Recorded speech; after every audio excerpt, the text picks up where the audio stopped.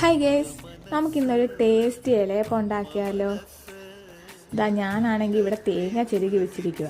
അപ്പോൾ അതിൻ്റെ ഇടയ്ക്ക് ഇവിടെ ദൂക്കുട്ടിയാണെങ്കിൽ തേങ്ങ തിന്നോണ്ടിരിപ്പുണ്ട്.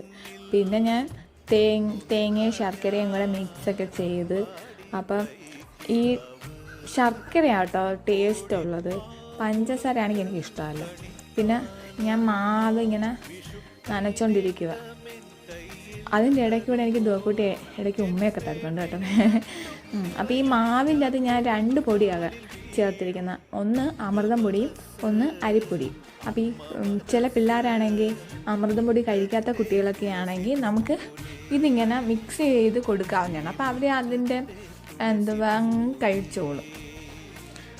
അപ്പോൾ അവർക്ക് അതിൻ്റെ ഗുണവും ചൊല്ലും, അവരറിയത്തതുമില്ല. അങ്ങനെ ഞാൻ ഇലയ്ക്കകത്ത് മാവൊക്കെ സെറ്റാക്കി ശർക്കരയും തേങ്ങയൊക്കെ വെച്ച് അതിന് വെന്ത് വന്നു കഴിഞ്ഞാൽ നമ്മുടെ സ്വാദിഷ്ടമായ ഇലയപ്പം റെഡിയാണ്. അപ്പോൾ എല്ലാവരും ഒന്ന് ട്രൈ ചെയ്യണം. Okay, by.